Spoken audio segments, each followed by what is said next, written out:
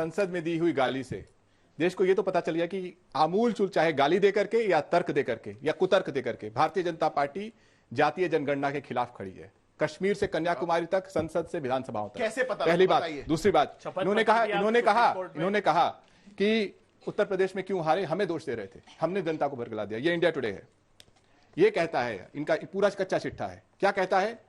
पहले आपस में तो लड़ लें। सपने दिखा रहे हैं, योगी जी अलग सपने दिखा रहे हैं कि भाई किसी के घर पे बुलडोजर चला देंगे, मोदी जी अलग सपने दिखा रहे हैं। मैं अक्सर ये पूछता हूं जब भी इस तरह का ऑडियंस पोल होता है, ये लोग कहते हैं कि देश के युवाओं को, सबसे बड़ा इन्होंने जो युवाओं के लिए काम किया है, इन्होंने 44 करोड़ मुद्रा लोन दिए हैं, यानी कि लगभग हर 26 करोड़ परिवार हैं, लगभग हर परिवार में 2 मुद्रा लोन। यहाँ 200 लोग अंजना जी 30 प्रवक्ता हैं, यहाँ पे मैं बस करूंगा हाथ खड़ा कीजिए, हाथ खड़ा कीजिए। करोड़ यूनिक अकाउंट्स को नहीं दिया गया। एक सेकंड मुद्रा की वेबसाइट पे अवेलेबल है, हर साल आप जाकर के मुद्रा लोन ले सकते हैं। हाथ खड़ा कीजिए, आप किसी को भी जानते हैं मुद्रा लोन। ये सेम हर प्रवक्ता करता है, एक ही जगह ट्रेनिंग हो रही है। हाथ खड़ा कीजिए, 200 लोग हैं, ये कहते हैं 44 करोड़ लोग हैं। झूठ भी सेम लिख के आते हैं, प्रॉब्लम ये है। ये पोल खुलती है, कहता हूं। अरे झूठ, मैं विचलित करता हूं। यूपी में टाइम यूपी के ही आप भी हैं, तो अब ये बताइए, जो अखिलेश बाबू मॉनसून ऑफर दे रहे हैं, ये अंदर वाली लड़ाई के चलते तो हो रहा है ना। उन्होंने पार्लियामेंट में कहा कि जिसने हराया उसको हटाने की तो हिम्मत नहीं है। ये ऑफर इनको भी पसंद है। खेत को तो मारा, बिचारों को हाथरस में मार मार के लहूलुहान कर दिया नेता को इनके योगी सरकार ने। ये क्या बोलेंगे बेचारे? अंजना जी, सीधी सी बात ये है, बेचारा कह रहे हैं, सीधी सी बात ये है, ये तो अभी जब आपने 5 पॉइंट पहुंचे, तीसरे पे ही टेंडर बांटने लगे थे। इनकी बात छोड़ देते कांग्रेस वालों। मलुक जी, आप हमारे साथ आएंगे, हम जानते हैं। अभी अंजना जी डाल रहे हैं, वो वापस से सीधी सी बात कह रहा हूँ, ये लोग दिखावा कर रहे हैं। अरे ये पूरे देश की जब जाति जनगणना होगी, जाति पूछेंगे, अपनी जाति पे इतने बिखर क्यों रहे हैं? दूसरा जवाब नहीं दिया। मैंने कहा था अगर कांग्रेस सरकार में आए अगले, तो क्या कांग्रेस का प्रवक्ता ये कहेगा यहाँ, या राहुल गांधी या सोनिया गांधी से पूछ के आएंगे यहाँ बोलने के लिए कि अगला प्रधानमंत्री पिछड़े समाज से बनाएंगे? जवाब दे दे सीधा सीधा। नौकरी चली जाएगी, सामने बात की हुई थी, नौकरी चली जाएगी। जो समय तो जयंत जी भी इधर ही थे। अभय जी नहीं बोलते, आप बोलते हैं।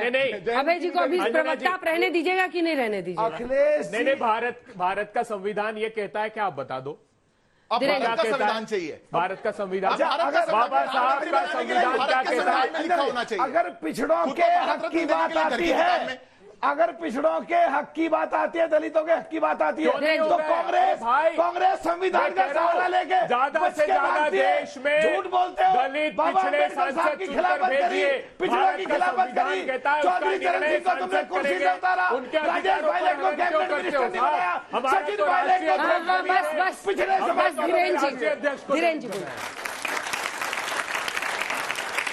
अंजना जी, ये नॉटी बॉय जो है, आदरणीय राहुल गांधी जी अधिकारी खोज रहे हैं कि वो ओबीसी समाज से हो, दलित समाज से हो। अरे इनको ये भी नहीं पता चल पा रहा है उस नॉटी बॉय को कि अधिकारी नहीं, अधिकार चाहता है ये समाज। और अधिकार के रूप में आदरणीय देश के प्रधानमंत्री नरेंद्र मोदी जी पिछड़ों का प्रतिनिधित्व कर रहे हैं। ये बात इनको समझ में नहीं आ रही है। ये अधिकारी खोजे चलो, और आपने ठीक बोला ना, उसका भी जवाब नहीं दिया। चीफ सेक्रेटरी इन्होंने नहीं बनाया।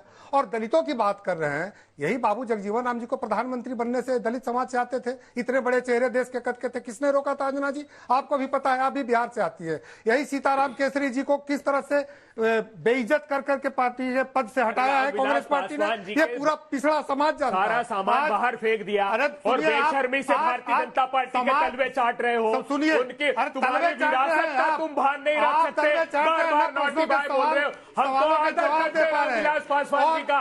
रामविलास पासवान जी के हल्ला कर रहे हैं, जवाब नहीं दे पाते। सारे बर्तन सामान बाहर फेंक दिया, उनके बच्चे को दर कर दिया, क्योंकि सत्ता की भूख उनके चाचा के साथ मिटानी थी। इसलिए रामविलास बोलने दीजिए इनको, कुछ तो बोलने का मौका मिला। राहुल गांधी जी को गाली दे रहे। अरे राहुल गांधी जी, अरे जिनको देश के लिए अभिशाप है। और मैं बता देता हूं कि इंडी गठबंधन दलित नेता का अपमान किया, उनके तलवे चाटने में लगे, क्योंकि सत्ता की भूख मिटानी है इनको। अरे कुछ तो सिर्फ दो लाइन जल्दी। चाटने की कहीं हलवा की बात होती है, चाटने की बात ठीक होती है। कांग्रेस वाले तलवे चाटने की बात क्यों कर रहे हैं, समझ में नहीं आ रही बात। तो जो चाट रहे हैं उनके लिए कह रहा हूँ, अरे बेल बुद्धियों पत्र हो गया। हम लोग सब जगह पहुंच गए। सारा जो सुनना था, जो बचा था दुनिया में, सब सुन लिया आप नेताओं की वजह से। बहुत धन्यवाद।